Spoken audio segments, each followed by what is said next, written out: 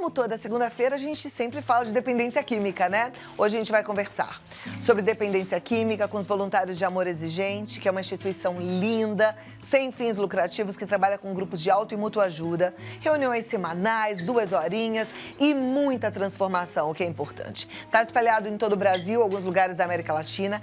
Quem participa, participa sem gastar um tostão, gente, é sem custo nenhum, tá? E a gente tem aprendido muito com Amor Exigente, eu sou muito grata pela participação deles aqui toda segunda-feira. O tema escolhido para hoje é o alcoolismo e a violência doméstica. Para isso eu recebo o Miguel Tortorelli, que é presidente de Amor Exigente, e o Paulo Leme, que é voluntário de Amor Exigente. Sejam muito bem-vindos. Já sabe, caminha ali pertinho de mim. Paulo, seja bem-vindo. Muito bom conversar com vocês sobre esse assunto.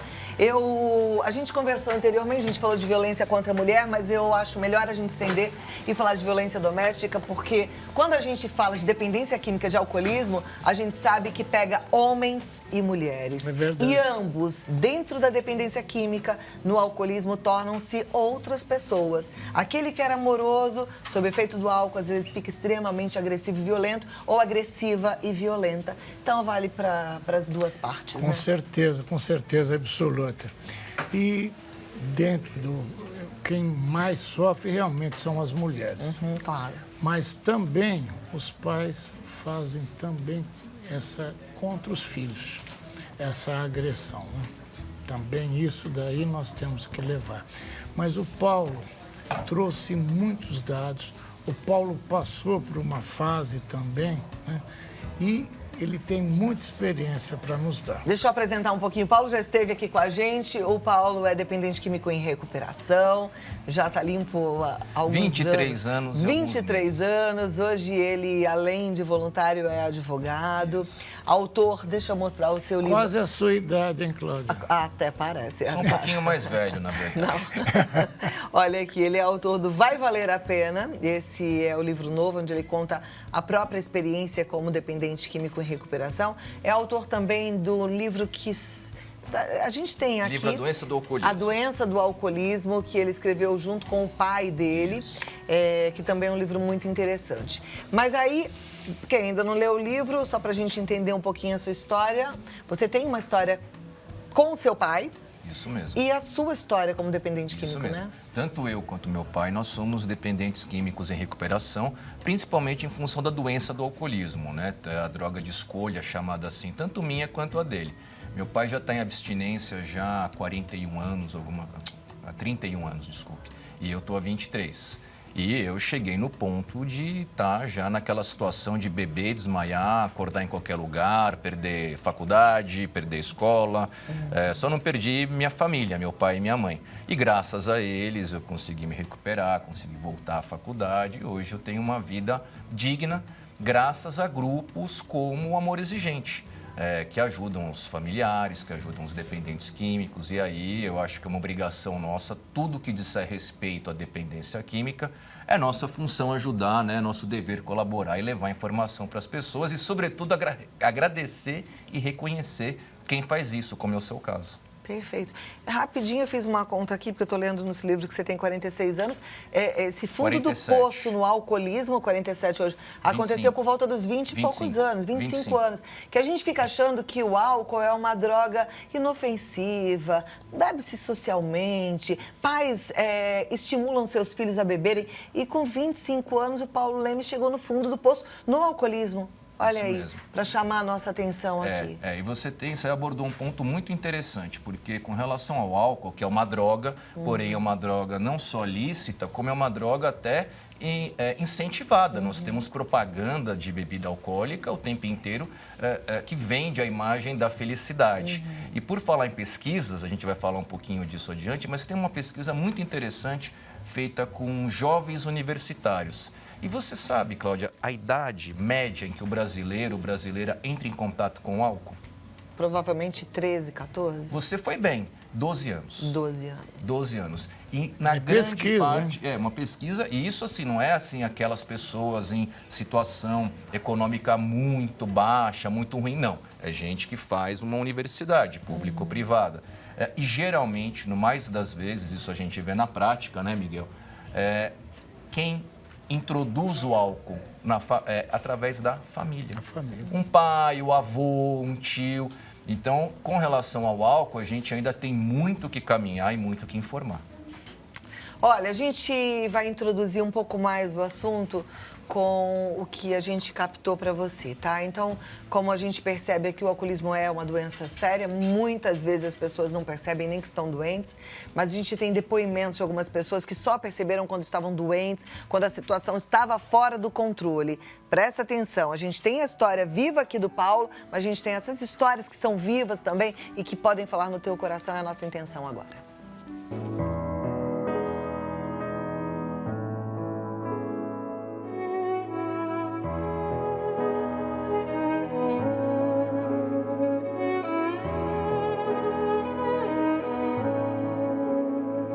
Eu achava que o álcool não era uma droga, porque em si eu não conhecia.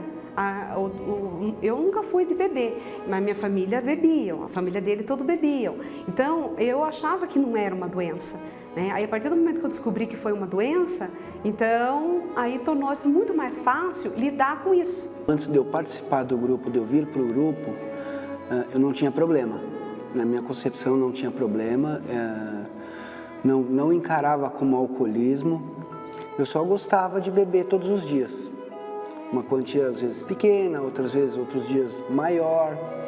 E foi chegando no grupo e vendo o problema de outras pessoas, vendo o depoimento de todos, é que eu falei, opa, peraí, eu também tenho um problema, eu também preciso me tratar, preciso me cuidar. Quando a gente descobriu que ele tinha que entender o que ele tinha e que a gente também ia buscar se melhorar, a gente começou a se perdoar das falhas que teve e aceitar que ele tinha uma doença. Ele também aceitou que ele tinha uma doença, tanto é que ele está em recuperação já há 6 anos, graças a Deus. Mas através dessa doença, a gente veio se encontrar, sabe, enquanto família. Levo uma vida familiar tranquila.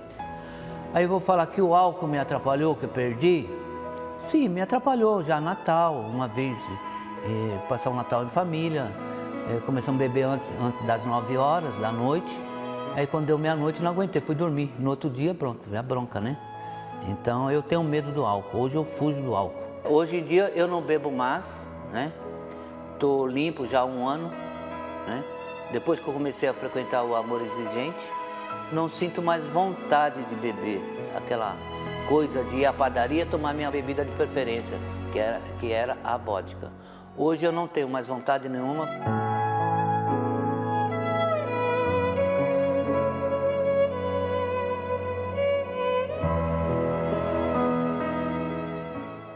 Muito interessante, né? É muito bom a gente ouvir um pouquinho a experiência das pessoas. No fundo tem sempre algo muito em comum, mas às vezes as histórias são diferentes, né, Paulo? É verdade. A sua história era diferente da do seu pai, por exemplo, apesar de serem da mesma família. Sim, na verdade, o meio, né, através do qual as pessoas entram em contato com a bebida alcoólica, por exemplo, são muito diferentes pelas mais variadas razões. Porém, o final da história é sempre igual. O final da história é sempre perder tudo, perder a dignidade, perder trabalho, perder o apreço pelas pessoas e as pessoas perderem o apreço pelo doente. É uma situação realmente infernal. A gente vai falar sobre a violência doméstica e eu quero também chamar a sua atenção, se você tem algum caso, se você quer abrir o coração, se você precisa de uma orientação, pode fazer isso, não precisa se identificar, não precisa colocar nome nem lugar onde você mora. Manda pra gente no 11 9 50 45 18 40, que infelizmente os números assustam, né, Paulo? Pois é. E aí você tocou num assunto que é muito importante, né? Que é a relação da violência contra a mulher com a violência doméstica. Então, veja só, recentemente, agora em fevereiro, o Fórum Brasileiro de Segurança Pública fez uma pesquisa grande no Brasil inteiro, conseguiu falar com mais de 2.000 mulheres, e o número é muito assustador. Então, em linhas gerais, o que se tem hoje de mais recente em pesquisa é assim: 20% das mulheres acima de 16 anos, ou seja, mais ou menos 75 milhões de mulheres, 20% já sofreu algum tipo de agressão. E aí pode ser desde a importunação, aí tem vários tipos daquilo que se considera como violência.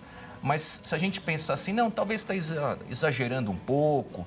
Se você pegar desses 20%, 10% dessas mulheres, ou seja, 2% do total, a agressão, no caso, foi espancamento ou tentativa de estrangulamento.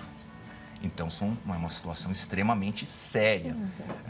A ponto de, hoje, se considera que, por conta desses números, 500 mulheres por dia, aliás, por hora, são agredidas. 500 por hora. Por hora. Agora, veja só que coisa interessante que você falou em termos de violência doméstica, né? Dessas que são agredidas, desses 20%, 80% conhecia o agressor. Ou era um vizinho, ou era um... Então, 80% conhece a pessoa que agrediu. E mais da metade, para ser exato, 52%, não procuraram nenhum tipo de ajuda. O que isso lembra? Isso lembra a violência doméstica, porque é no âmbito, né, você conhece aquela pessoa, então você está no âmbito da sua família ou de alguém muito próximo em termos sociais. E alguém que você até tem algum tipo de relação, porque se você não reclamou para ninguém, é que você tem algum tipo de apreço por essa pessoa. Então, nós estamos falando basicamente do quê? Violência doméstica. E aí, se você pegar outras pesquisas, estas feitas há mais de um tempo atrás, por exemplo, a Unifesp fez uma pesquisa interessante em 2009 que apontou que metade dos casos de violência doméstica são decorrentes do alcoolismo. Então, a conclusão que a gente chega quando a gente olha para esse tamanho absurdo, para esse tipo de número, é que o alcoolismo está muito envolvido com relação a esse assunto. Violência sexual, né? Que é aquela violência que também ela é muito subnotificada. Poucas vezes a vítima notifica isso daí, porque está com vergonha, às vezes se colocou numa situação em que ficou frágil. Tem muito a ver com alcoolismo. A vítima tem vergonha de retratar o abuso que ela sofreu por conta da situação de risco em que se colocou. Então, isso é uma questão que está muito relacionada ao alcoolismo. Vou te dar um outro exemplo. Pronto-socorro, vítima de agressão. Metade das pessoas que entram num pronto-socorro estavam uma situação relacionada ao alcoolismo. Ou elas estavam alcoolizadas ou o agressor estava alcoolizado. Então, metade das pessoas que são vítimas de agressão e estão no pronto-socorro, o alcoolismo está envolvido. E aquela pesquisa que tem de pessoas que estão internadas, estão num leito, né? É isso mesmo. Aí a gente já vai ampliar um pouquinho mais a questão, né, da doença do alcoolismo.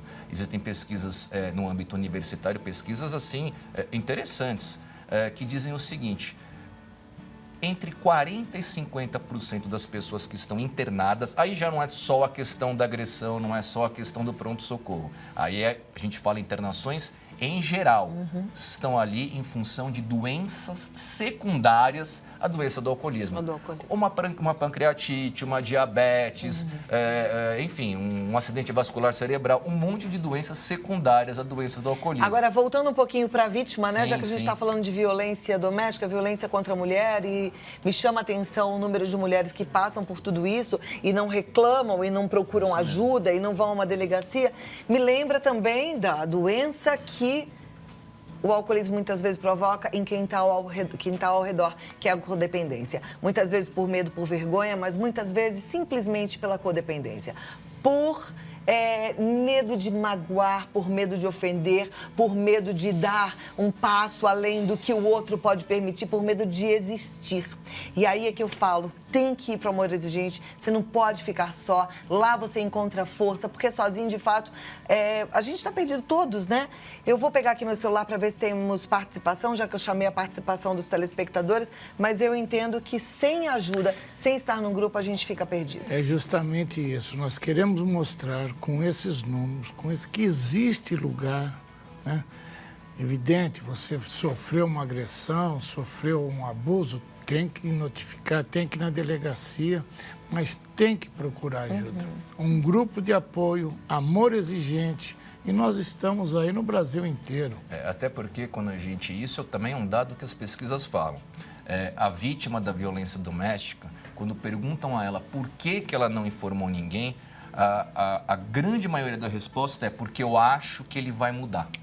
Tá vendo? É a codependência. É a codependência. codependência. Agora, a gente conhece uma frase, né, Miguel, que diz assim, nada muda se eu não mudar. Nada muda se eu não mudar. Então, se ela também não procurar tratar a codependência, frequentar um grupo de amor exigente, ver como lidar com esse tipo de situação... Entender um pouquinho isso daí, né, Paulo? Exatamente. Aí pode ser o primeiro passo para sair dessa situação terrível, né? E conseguir ajudar o seu ente querido. Exatamente. E aí, mais uma vez, né, me lembro de uma outra situação que foi colocada nessas pesquisas, que é uma violência. A violência doméstica, Cláudia, ela é uma violência muito triste porque ela é crônica. 5 anos sofrendo agressão sem reclamar, 6, 7, 8, 9, 10 anos. Não é uma coisa esporádica que acontece eventualmente, né?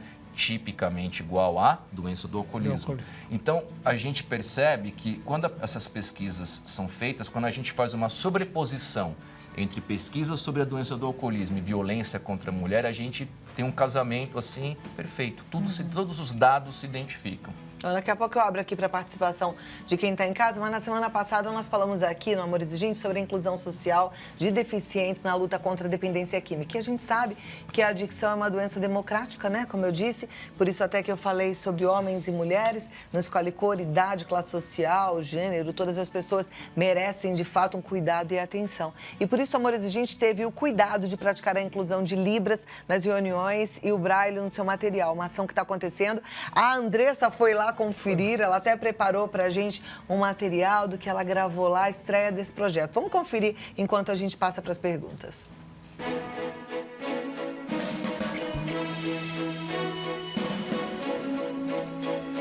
A primeira reunião acessível marca o início de um trabalho de inclusão de surdos, cegos e deficientes físicos.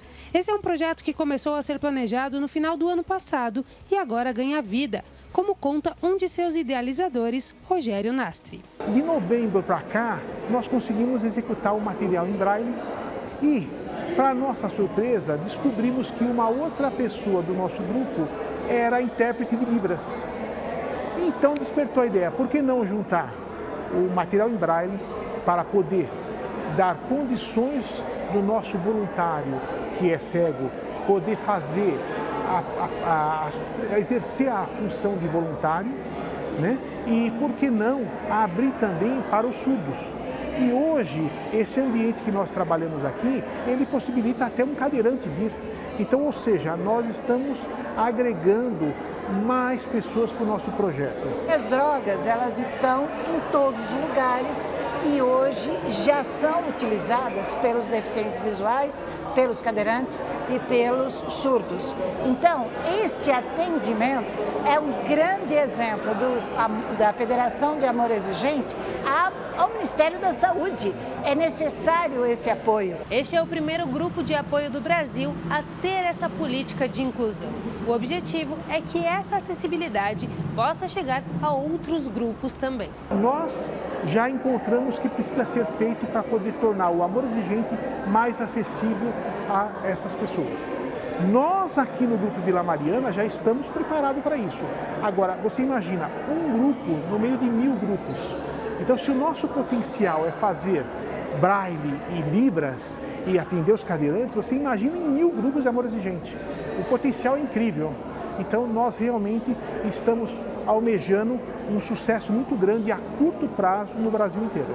O voluntário Paulo Leme ressalta que essa iniciativa é muito importante. Essa iniciativa do Amor Exigente é extremamente importante na medida em que permite que pessoas que já têm dificuldades com a dependência química, com os parentes dependentes químicos, possam superar pelo menos a possibilidade de vir a um grupo.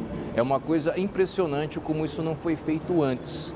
Para mim, é uma honra estar participando desse projeto pioneiro. Marquiano é um dos beneficiados por essa ação. Ele ajudou na elaboração do projeto e salienta que essa troca faz toda a diferença. Eu me sinto colaborando, né? É gostoso colaborar, é importante dar e receber também, né?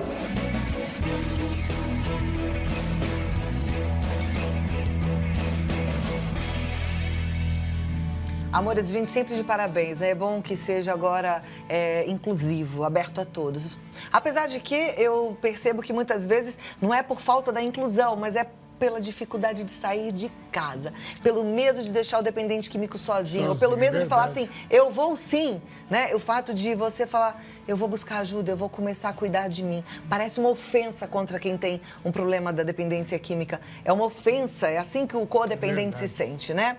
Mas vamos lá, a participação da turma. A primeira delas, praticamente ninguém se identifica, tá? Diz assim, meu marido bebe todos os dias, 3 ou 4 cervejas. Ele pode ser considerado um dependente de álcool? Eu acho que nesse caso vale menos a quantidade e mais os problemas. Se ela está com esse tipo de preocupação, se ela está com esse tipo de dúvida, a ponto de mandar uma mensagem para você, eu sugiro que ela procure amor exigente para que ela possa se tratar e entender melhor a situação dela. Ele pode ser considerado sim. E a prova disso é a preocupação dela. E aí como você está preocupada, a resposta do Paulo é fantástica. Não fica, porque senão daqui a pouco você está doente, codependente. Vai para um grupo, liberte-se, seja feliz, porque assim você pode ajudar o seu marido.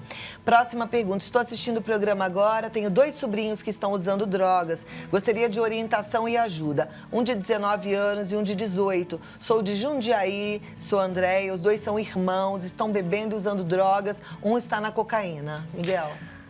Ela e os pais dele têm que procurar um grupo. Nós temos grupos fantásticos lá em Jundiaí, tá? Procure o grupo.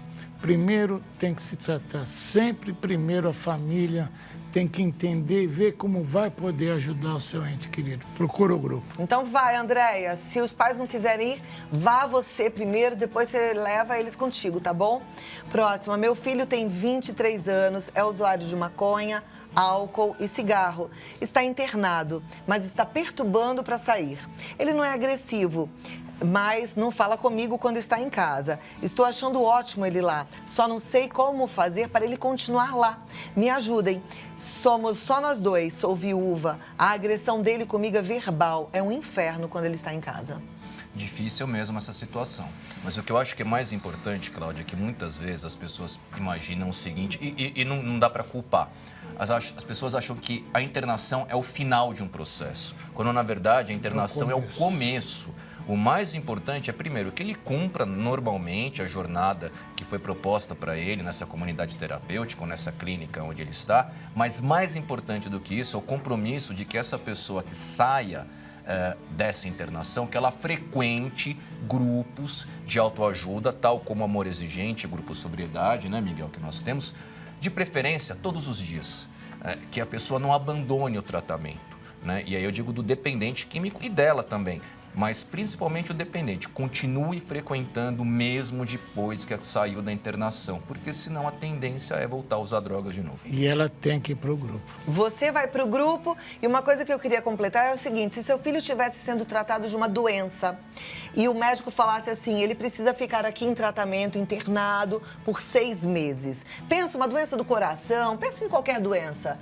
Você falaria assim, aí seu filho fala, não quero, não estou gostando aqui do hospital, você tiraria ele do hospital?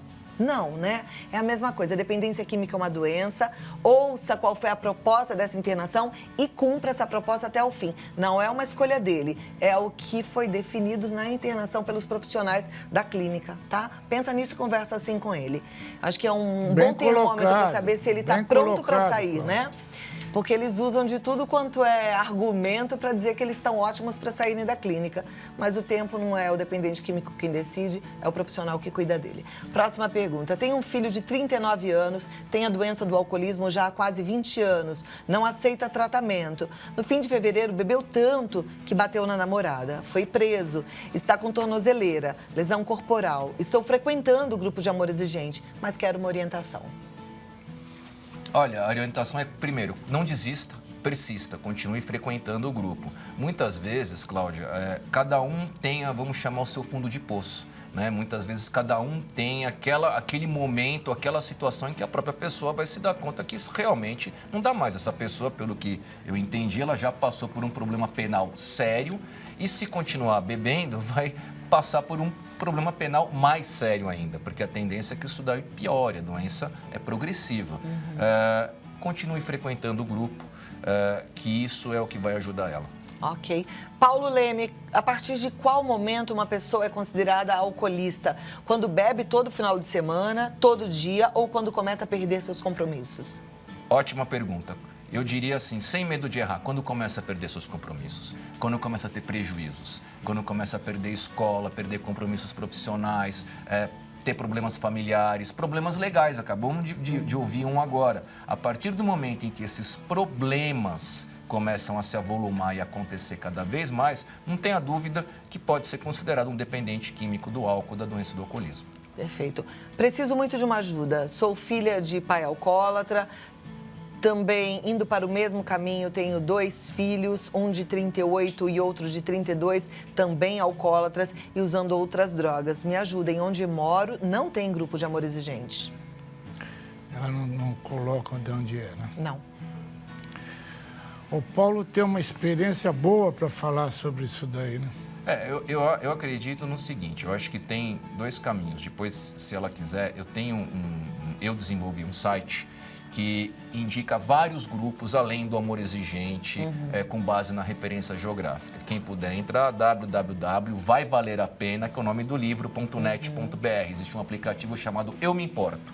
E aí a pessoa vai encontrar ou algum serviço público que lide com a dependência química ou atendimento familiar, ou algum grupo de amor exigente, ou de outros grupos, outras irmandades que lidam com esse problema também. Infelizmente, o grupo é a melhor solução, mas existem locais que ainda não são providos desse tipo de serviço. É uma tragédia, né?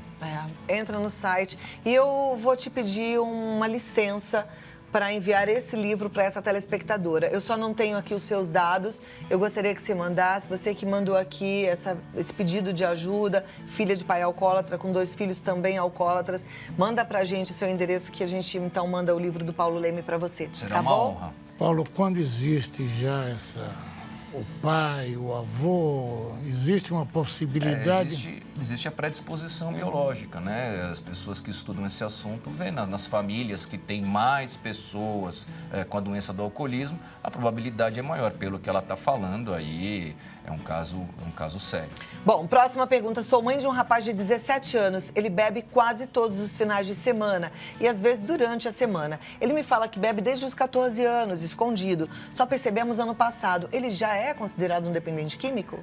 Ele pode ser considerado um dependente Com químico, sim. Até porque, muitas vezes, a coisa mais comum, Cláudia, a gente vê gente chegar nos nossos grupos com essa idade, com 17, com 18 anos, as pessoas que, muito jovens, entram em contato com o álcool e com outras drogas e chegam numa situação ruim já nessa idade. Eu parei de usar drogas, outras drogas, né? E beber álcool com 25 anos, mas eu posso dizer para você que com 20 anos, a minha situação já era bem ruim. Então, com 20 anos, eu não teria a menor dúvida que eu já podia dizer que eu já estava numa fase adiantada da doença do alcoolismo. Então, o fato de ter 17 anos não é salvo-conduto nenhum. Então, vá para um grupo. Aliás, gente, o grupo não é só para quem tem um problema com álcool ou outras drogas. É um grupo de qualidade de vida, é um grupo para a gente aprender a se colocar, é um grupo para a gente aprender a colocar limites, a saber dizer não, a saber dizer sim para a gente em alguns momentos que a gente não consegue. É para ficar livre, é para ser feliz. A vida passa tão rápido. Se a gente desperdiçar a vida vivendo mais ou menos, é um grande desperdício, não é um pequeno desperdício. Então, que você possa olhar para essa possibilidade gratuita de forma séria. Vá a um grupo, não fique só, tá bom? O site do Amor Exigente é amorexigente.org.br. Tem um telefone que você pode ligar, que é o 19-3252-2630. Tem um WhatsApp também. Você tem o número do WhatsApp aí, Miguel? Tem um WhatsApp que você também pode mandar um WhatsApp para perguntar alguma informação, saber qual é o grupo mais próximo. Não fique só. E também, se você já pesquisou, não tem Amor Exigente, entra no site do Paulo Leme, que é o vaivalerapena.net.br para você ficar aí por dentro de uma outra possibilidade. É isso mesmo. O WhatsApp é 19-984-49-8044. Aí tá no vídeo, 19-984-49-8044. Manda uma mensagem, tá Cláudia, bom? dentro dessa última pergunta, nós temos recebido, e semana passada recebemos, jovens, adolescentes, crianças com 14 anos, já bebendo muito. Né? Então, quando chega com 17, 18, já são dependentes. Tem que cuidar. Tem que cuidar e tem que se cuidar.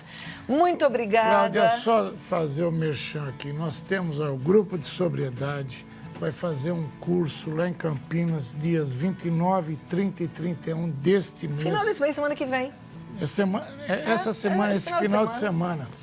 É sobre sobriedade, nós vamos tratar todos esses assuntos. Dá tempo ainda de fazer a inscrição? Dá tempo de...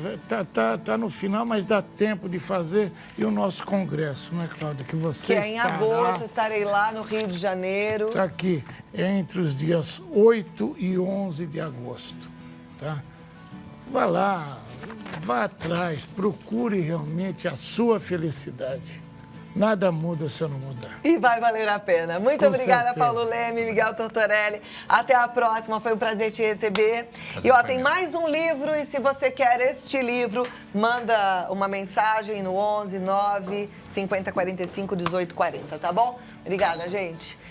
Vamos seguindo. Assunto sério, né?